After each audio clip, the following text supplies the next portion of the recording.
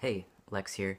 I just wanted to kind of touch base and talk a little bit more about the campaign I've been running to raise money for top surgery, um, and the vision behind that extends beyond um, just my campaign. So, first, my campaign has 2 days left and it's at 50% of the way to its goal, which means I need to pre-sell at least 25 more shirts in the next 2 days by Sunday. Yeah, Sunday. Sunday is the 20 something 26th, I believe, um, of July. And so I'm really putting in the big push because the vast majority of the pre-sales that I got actually happened within the span of like a day and a half. So I believe it can happen, and I really fucking hope it happens because that would be amazing. What's nice though is if it doesn't meet its goal for whatever reason, um, if one person if one person reserves the shirt after the campaign date is over, it opens up the reservations again, and if at least 15 people do the same thing, then the campaign reopens for another week. And in my case, if that happens, I would only need to sell 10 additional shirts. So there's still opportunity for that to happen. And I know the price range is really high, and I know most people can't afford it, especially other folks in a similar position as myself, and that's why I'm primarily asking just for shares. Because the more eyeballs,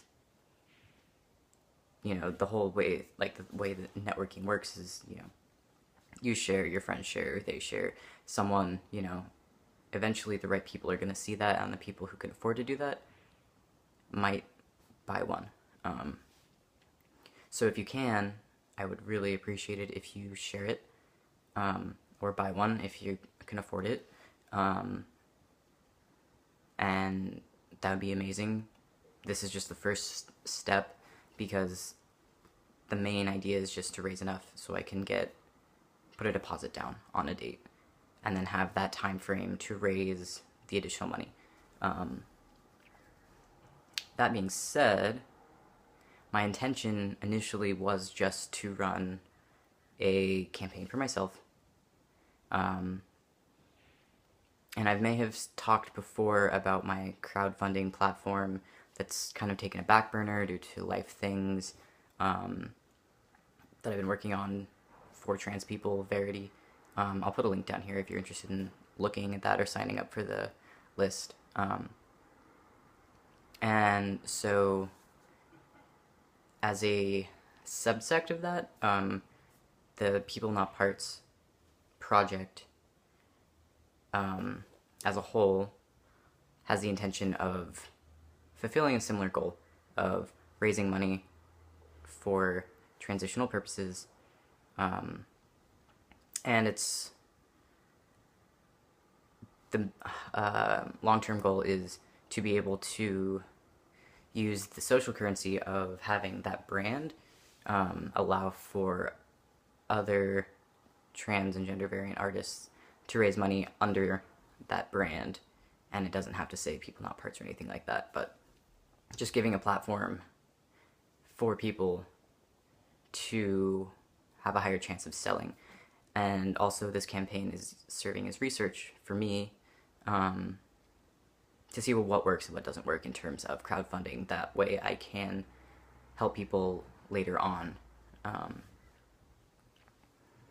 So if you're interested in reading more about People Not Parts, I'll put the link below for both the campaign and the Tumblr, which is peoplenotparts.tumblr.com, and you can follow there, and sharing would be amazing.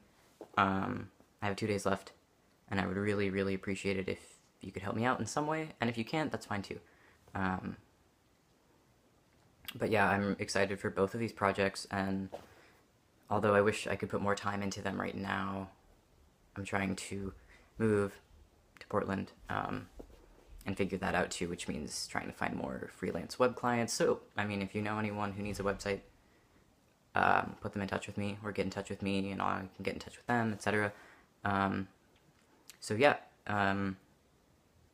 the campaign link is teespring.com/people not parts if you're interested in that, and obviously a link below.